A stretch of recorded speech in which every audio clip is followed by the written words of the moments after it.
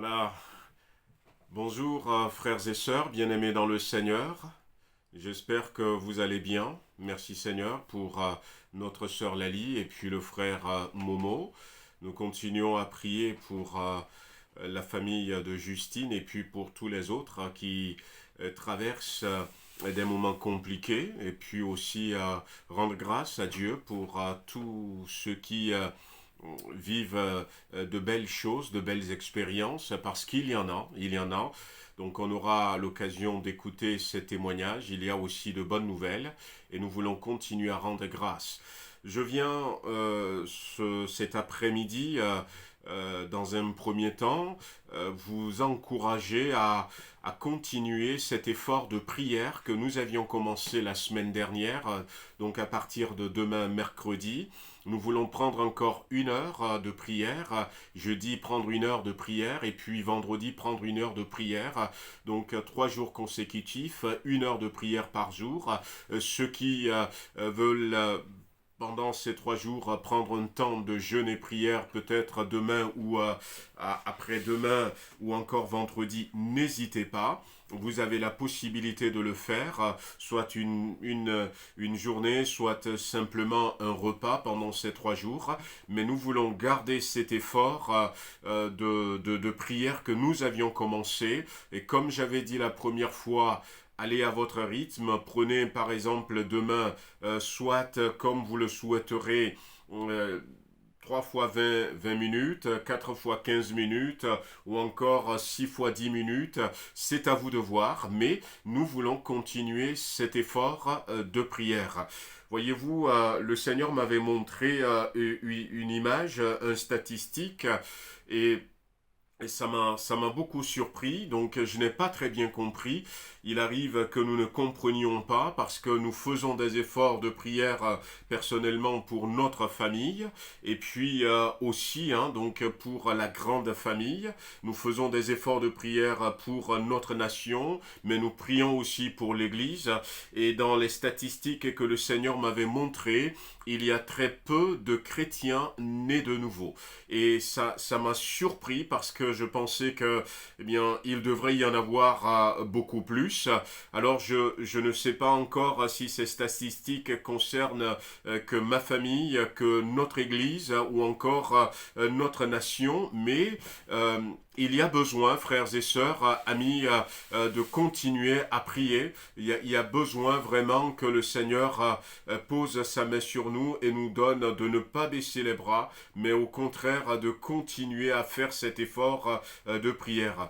Je voudrais bien partager avec vous donc ce passage de la Bible. C'est dans l'Ancien Testament, le livre de Sophonie au chapitre 1er. Et si nous lisons à partir du verset 14, on nous parle du jour de l'Éternel.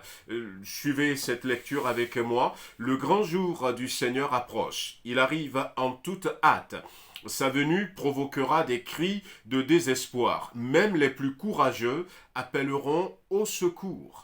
Voyez-vous, même les plus courageux appelleront au secours. Ce sera un jour de fureur, un jour de détresse et d'angoisse, de ruine et de désolation. Ce sera un jour d'obscurité profonde, envahi de nuages et de brouillard. Ce jour-là, on entendra les soldats sonner de la trompette et pousser des cris de guerre contre les villes fortifiées et leurs hautes tours.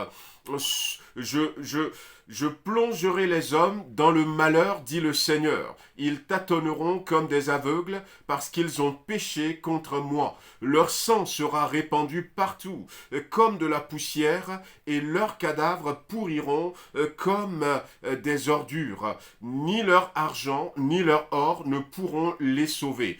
Au jour de la fureur du Seigneur, la terre entière sera détruite par le feu de son courroux. Oui, ce sera terrible. Il va exterminer tous les habitants de la terre. C'est le jour de l'Éternel qui est annoncé et le verset 1er du chapitre 2 dit ceci, c'est pourquoi, à cause de ce grand jour, c'est pourquoi prenez la peine de réfléchir. Ressaisissez-vous, gens dépourvus de honte. Prenez la peine de réfléchir. ressaisissez-vous, gens dépourvus de honte, avant que vous ne deveniez comme les brins de paille dispersés en un jour, avant que l'ardente colère du Seigneur ne vous atteigne, avant que ne vienne le jour où elle se déchaînera. Tournez-vous vers le Seigneur, vous, tous les humbles du pays, vous qui obéissez à ses commandements, pratiquez la justice, restez humbles devant Dieu, vous serez peut-être épargnés au jour de la colère du Seigneur. Et c'est pour ça que nous voulons demain, comme nous l'avions fait la semaine dernière, ce premier jour de prière pendant 1 heure, prier encore pour nous, pour nous-mêmes, pour nous-mêmes. Priez encore pour nous. Il est dit, rentrez en vous-même, examinez-vous, nation sans pudeur, avant que ce jour n'arrive, cherchez l'Éternel, vous tous, humbles du pays, vous qui pratiquez ses ordonnances, recherchez sa justice, recherchez l'humilité, peut-être serez-vous épargnés au jour de la colère de l'Éternel. Reprenez ce passage demain pour ceux qui vont participer. Et Sophonie, vous pouvez lire le chapitre 1 et le chapitre 2, sinon j'ai commencé à partir du verset 14 du chapitre 1 jusqu'au verset 3 du chapitre 2. Revenez sur ces passages de la Bible et demain, prenez du temps pour vous, regardez où est-ce que vous en êtes vis-à-vis du Seigneur et nous ne voulons pas être surpris lorsque ces événements vont commencer. C'est annoncé dans la Bible, on sait qu'un jour ça va arriver et nous voulons être prêts, nous voulons examiner notre vie et mettre en règle tout ce qui a besoin d'être mis en règle avant que ça ne soit trop tard. Et puis le jeudi, nous allons prendre du temps pour prier encore une fois pour ceux qui sont dans le besoin, prier pour notre nation, prier pour notre ville de Villefranche. L'hôpital de Villefranche est en train de crier au secours et si les chrétiens n'interviennent pas, qui c'est qui va intervenir? Et la semaine dernière, ils disaient qu'ils étaient débordés. Et c'est dans cet hôpital que sont allés donc notre frère, que sont allés notre sœur. C'est dans cet hôpital que nous allons et nous voulons prier pour le territoire sur lequel le Seigneur nous a placés, afin que Dieu étende sa main et secoure notre territoire. Et puis le vendredi, nous voulons continuer à prier pour les membres de nos familles, pour nos enfants, pour nos parents. Nous voulons continuer à prier pour nos époux, nos épouses. Nous voulons continuer à prier pour nos frères, nos sœurs de sang. Nous voulons continuer à prier pour, pourquoi pas, nos nièces. Nous continuons à prier pour nos neveux, nos oncles, nos tantes, tous nos bien-aimés que nous voulons voir sauvés. Nous voulons prendre 1 heure chaque jour pendant ces 3 jours pour apporter ces besoins au pied du trône de la grâce de Dieu.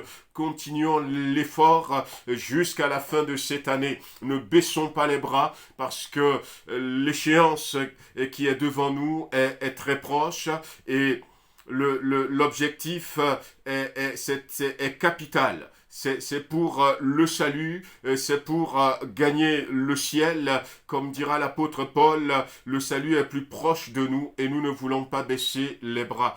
Donc pour la journée de jeudi et la journée de vendredi, je vous donne comme passage 1 Timothée chapitre 2. On peut aller jusqu'au verset 7, verset 1 jusqu'au verset 7, où l'apôtre Paul dira là-bas, « J'exhorte donc avant toute chose à faire des prières, des supplications, des requêtes, des actions de grâce pour tous les hommes, pour les rois, pour ceux qui sont élevés en dignité, afin que nous menions une vie paisible et tranquille en toute piété et honnêteté. Cela est bon et agréable devant Dieu, notre Sauveur. Et nous voulons mener une vie tranquille et nous avons besoin de prier pour ce territoire, mais nous avons besoin aussi, comme c'est recommandé, surtout en disant... que tous les hommes ont besoin d'être sauvés, donc nous voulons surtout que les membres de nos familles soient sauvés, donc c'est pour ça que nous pouvons prendre ce passage de la Bible pour ces 2 jours qui sont devant nous. 1 Timothée chapitre 2, versets 1 à 7, et là encore si vous voulez continuez donc un peu, n'hésitez pas. Mais en tout cas, que le Seigneur nous bénisse dans cet effort. Je vous donne rendez-vous pour ceux qui le pourront tout à l'heure à 19 heures pour notre temps d'étude par Zoom. On va continuer comme ça, tout doucement. Et puis à dimanche avec notre chaîne YouTube pour tous les autres, pour notre culte hebdomadaire. En tout cas, merci Seigneur, soyez bénis.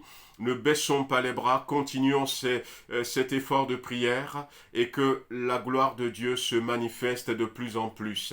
Voilà, que le Seigneur vous bénisse, bien-aimés, et je vous dis à tout à l'heure pour ceux qui seront au Zoom. Sinon, à dimanche pour tous les autres.